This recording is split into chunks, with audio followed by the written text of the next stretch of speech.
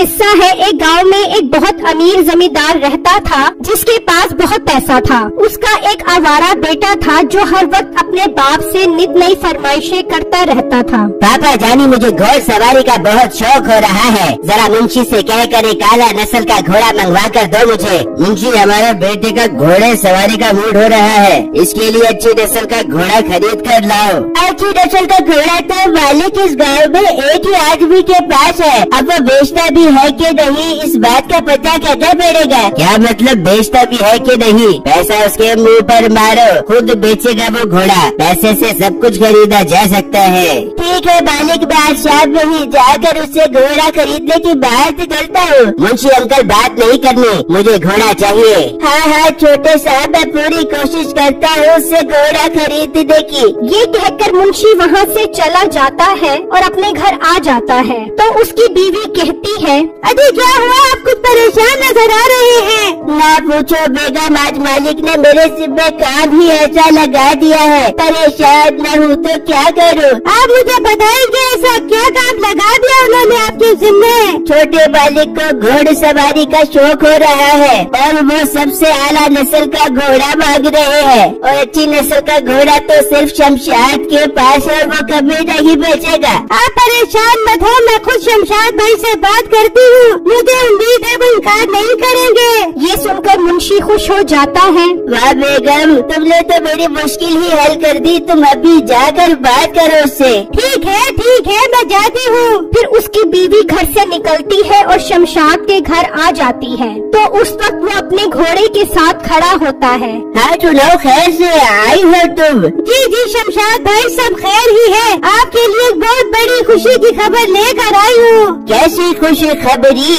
شمشاد بھائی، سیٹھ صاحب کو آپ کا گھوڑا بہت پسند آ گیا ہے، وہ آپ کو منہ مار کی قیمت دینے کے لیے تیار ہے اس گھوڑے کی۔ وہ مجھے چاہے سونے کے ڈھیر ہی کیوں نہ اٹھا دے رقیہ، تمہیں پتا تو ہے میں اس گھوڑے سے کتنا پیار کرتا ہوں، میں نہیں بیچوں گا اس گھوڑے کو۔ شمشاد بھائی بس میں نے کہا نا، میں نہیں بیچوں گا اس گھوڑے کو، تم جا سکتی ہو۔ وہ عورت اداس ہو کر وہاں سے چلی جاتی ہے اور اپنے شوہر کو بتاتی ہے۔ دیکھا نا، میں نے کہا تھا نا وہ نہیں بیچے گا، اب میں کیا جواب دوں گا مالک کو؟ پھر اگلے دن منشی مالک کے پاس آتا ہے تو اس کا بیٹا کہتا ہے، سناؤ منشی صاحب، میرا گھوڑا لے کر نہیں آیا آپ؟ چھوٹے صاحب، آپ کا کام 2 دن میں ہو جائے گا، میری بات ہو گئی ہے، وہ گھوڑا بیچنے کے لیے تیار ہے۔ ارے واہ منشی، دل تو کر رہا ہے تیرے ماتھے پر چمی لے لوں، لا اپنا منہ ادھر کر۔ چھوٹے مالک، میں نے بھی منہ ہاتھ نہیں دھوئے ہوئے۔ دھر کتنا گندا ہے تو منشی، سمجھتا نہیں ہے بات کو نکل پڑتا ہے رات کو۔ ایک بات ذرا غور سے سن، اب جب کبھی بھی ڈیرے پر آئی تو دھو کر آئی منہ ہاتھ کو۔ ٹھیک ہے چھوٹے صاحب، میں ایسا ہی کروں گا۔ اچھا چھوٹے صاحب، آپ کی اجازت ہو تو میں جا سکتا ہوں؟ صبر کر منشی، اتنی جلدی کیا ہے؟ دیکھ منشی، گھوڑا تو 2 دن بعد ملے گا، 2 دن تک میں کیا کروں گا؟ تو فی الحال ایک کام کر، 2 دن کے لیے مجھے کوئی عام تام گھوڑا لے کر دے تاکہ میں اس پر گھوڑ سواری کی پریکٹس کر سکوں۔ ٹھیک ہے مالک، میں آج شام میں ہی آپ کو کوئی عام تام گھوڑا لا کر دوں گا۔ گڈ منشی، ماتھے پر چمی لینے کا بڑا دل کر رہا ہے تیری، لیکن تو گندا ہی اتنا ہے، منہ ہاتھ نہیں دھوتا۔ چل جا شام میں کوئی گھوڑا لے کر آ۔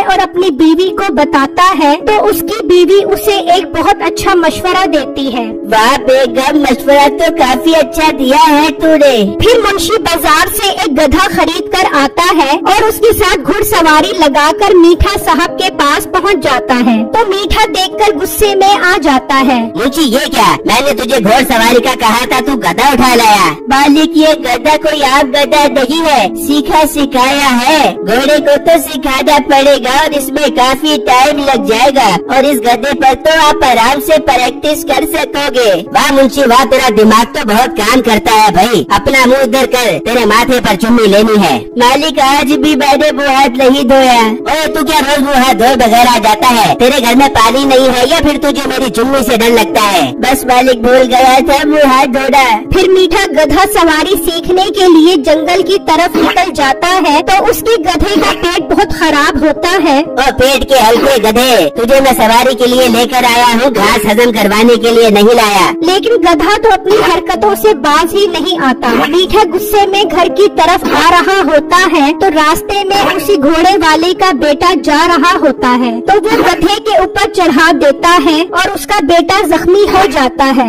उसको देखकर लोग वहाँ आ जाते हैं। ये तो शमशाद घोड़े वाले का बेटा है, उठाकर चलो इसको उनके पास। फिर वो उसे शमशाद के पास ले आते हैं और उसे सारी बात बताते हैं। पर मेरे बेटे को गधे के नीचे किसने दिया है? शमशाद साहब, आपके बेटे को सेठ साहब के बेटे मीठे ने गधे के नीचे दे दिया है। हमने खुद उसे अपनी आंखों से देखा है। क्या उसकी ये हिम्मत? तुम चलो मेरे साथ। फिर वहाँ मीठा गधा लेकर पहुँचता है। अरे मुंशी, ये तूने गधा लाकर दिया है या गैस के पटाखे मारने वाला हैंड पंप? पता नहीं कौन सी मूलियाँ खाई हुई है इसने, 1 मिनट के लिए भी सांस नहीं लेता। पर छोटे मालिक, मैंने तो बहुत पढ़ा लिखा गधा लाकर दिया है आपको। हाँ, काफी पढ़ा लिखा है ये। धूम उठाकर ऐसे स्प्रे करता है कि मेरी नाक के सारे बाल तक जल जाते हैं। तू मेरा वीर अपना पढ़ा लिखा गधा अपने घर ले जा, तेरे बच्चों को ट्यूशन पढ़ाने के काम आएगा। मुझे कोई आला नस्ल का घोड़ा ला कर दे। पर मालिक, वो तो 2 दिन बाद देगा। मुझे अभी चाहिए वो घोड़ा, वरना मैं मारूंगा तेरे सर पे हथौड़ा।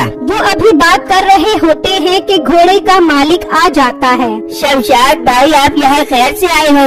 ये बात तुम अपने बेटे मीठे से पूछो। इसने अपने गधे के नीचे मेरे बेटे को दे दिया है। बहुत जख्मी हो गया है मेरे बेटा। तो किसने कहा था उसे लहरा लहरा के चलने के लिए? गधे में दिमाग थोड़ी ना होता है, वो तो अपने रास्ते में आई हर रुकावट को कुचल देता है। देखो मालिक, मेरा बेटा बहुत जख्मी हो गया है। उसकी टांग की हड्डी टूट गई है। पूरे 2 लाख रुपए लगेंगे उसके इलाज के लिए। अब्बू जान, 1000-2000 मारो उसके मुँह पर छोटे मालिक, वो आला नस्ल का घोड़ा इन्हीं के पास है। अच्छा, ये तो और अच्छी बात है। अब्बू जान, 2 की बजाय 3000 रुपए दे दो। और हाँ अंकल, मुझे कल वो घोड़ा चाहिए हर कीमत पर। उस आदमी को मीठे की बात पर बहुत गुस्सा आता है और वो गुस्से में वहाँ से चला जाता है। फिर शाम में मुंशी उसके पास जाता है। तुम क्यों आए हो यहाँ पर? देखा नहीं तुम्हारे मालिक ने कितनी बदतमीजी की है मेरे साथ? हाँ, मुझे इस चीज का अंदाजा है, इसलिए तो मैं तुम्हारे पास आया हूँ। फिर वो उसको तरकीब बताता है और वो तरकीब उसे बहुत पसंद आती है। फिर अगले दिन जब सुबह होती है तो वो मुंशी सेठ के पास आता है। मालिक, वो घोड़े के 10 लाख रुपए मांग रहा है। क्या 10 लाख रुपए? ये तो बहुत ज्यादा है। पर मालिक, घोड़ा भी तो बहुत आला नस्ल का है। हाँ, जिस तरह का तेरा गधा आला नस्ल का था उस तरह का है। अरे मालिक, इस घोड़े की बात ही ना करो।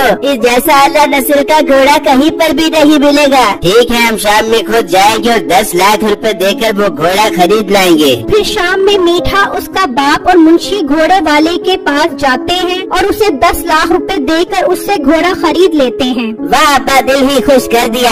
अब मैं कल सुबह होते ही घोड़ सवारी शुरू कर दूंगा। फिर जब रात होती है तो मुंशी और घोड़े का मालिक आते हैं। ये घोड़ा खोल कर दूसरे गाँव चले जाओ और उनमें से 2 लाख रुपए में से अपने बेटे का इलाज करवाना और बाकी पैसों से अपनी जिंदगी अच्छी गुजारना। वाह यार, तुम्हारा बहुत शुक्रिया, इस मुश्किल वक्त में तुमने मेरा साथ दिया। फिर वो घोड़ा खोलकर दूसरे गांव ले जाता है और जब सुबह होती है तो वो दोनों बाप बेटा आते हैं। अब्बा, 10 लाख रुपए वाला घोड़ा कहाँ गया?